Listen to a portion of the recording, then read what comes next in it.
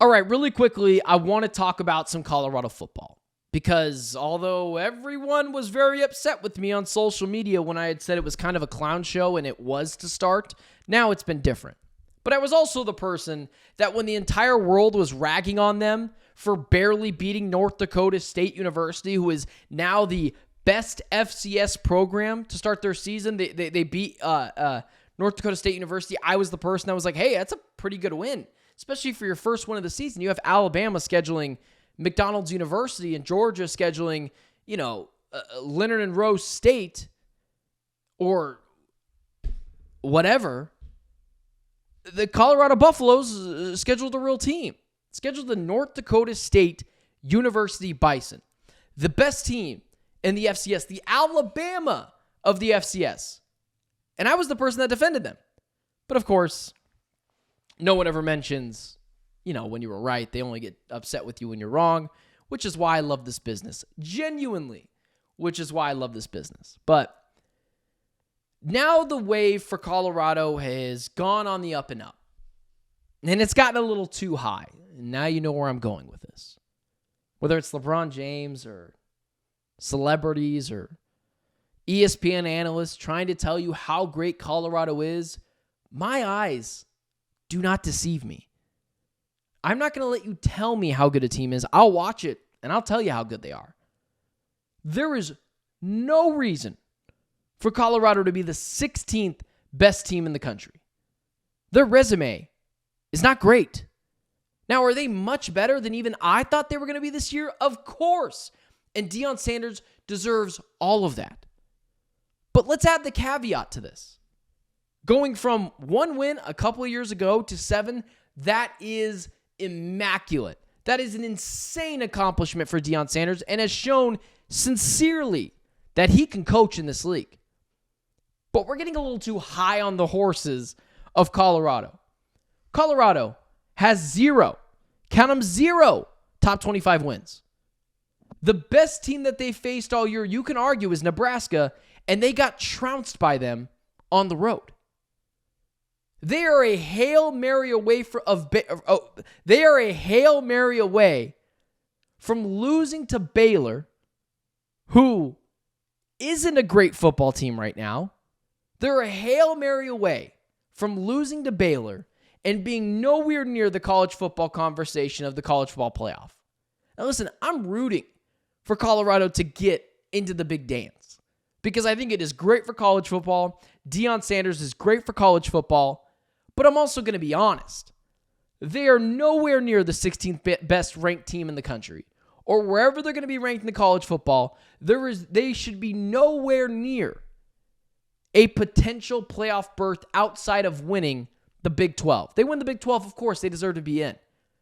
0 top 25 wins and are a Hail Mary away from Baylor from being exiled from this discussion as a whole. Travis Hunter is awesome. Shedeur Sanders is awesome. But we got to be honest here, guys. You don't have to continue to try to convince me how good Colorado is. I've watched football. I understand. I watch a lot of games. I've watched a lot of film. Colorado is a good team. Not a great team. And although I'm rooting for them to get in the college football playoff, they will likely get demolished by whatever team they play. They lost to K-State. Arizona State beat them. They lost to Nebraska. Nebraska doesn't seem great this year.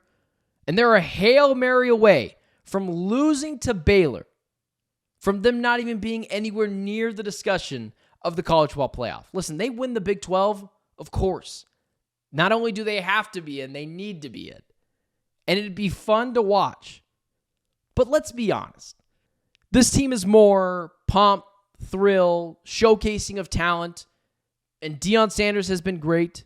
And Shedeur Sanders should be the number 1 overall pick in the draft. And Travis Hunter, without a doubt in my mind, should be the Heisman.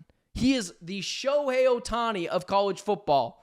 And we're still arguing who the Heisman Trophy winner should be. If you can play cornerback and wide receiver, even to a tier 1 level, but maybe not the best, yeah, you deserve to be the Heisman Trophy winner. This isn't the most valuable player. This is, for lack of a better term, the most outstanding player And there has been no one who has been more outstanding than the Shohei Ohtani of college football than Travis Hunter. I get the Ashton Jeanties are fun, and the Dylan Gabriels are cool, but if you can play both sides of the ball without being a physical, dominating presence, Travis Hunter's not a ginormous guy, but still he's just blessed with talent to be better than everyone else. Cornerback and wide receiver, two of the hardest skill positions, especially cornerback, and he's dominating. That conversation is over. There is no conversation for the Heisman. Colorado could lose the next 3 games that they have to play, or whatever, the next 2 games they have to play. And they should be and Travis Hunter should be without a doubt the Heisman Trophy winner. So with all that praise, with all the praise that I'm giving Colorado, with me defending them for playing North Dakota State to start the year on Fox Sports 910, on the radio waves, in front of everyone, I said that they deserve credit for that win, not blame for only winning by 5 points. And Travis Hunter should absolutely be the MVP. And Shedeur Sanders should 1,000% be the number 1 overall pick in the draft. And Deion Sanders should be getting a call from FSU yesterday to coach their team. But they still lack some talent in other areas. And their offensive line still isn't amazing. It's not bad, but it's not amazing. And their defense has been good. No top 25 wins.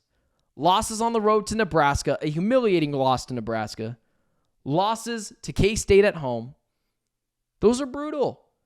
And with no top 25 wins, I think it's crazy that they're ranked this high. Again, if they win the Big 12, awesome. They deserve to be in. But we have to be fair about Colorado, just like how I felt like I was fair at the beginning. Credit to Deion Sanders. Credit to Shedeur Sanders. Credit to Travis Hunter. Credit to the Colorado University for taking a chance on Deion and it paying off and being the most talked about program outside of maybe Bama. But they're not an elite team right now.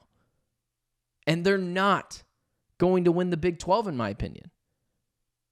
Potentially, even if they do, even if they win the Big 12, I still think they would get smoked in the college football playoff.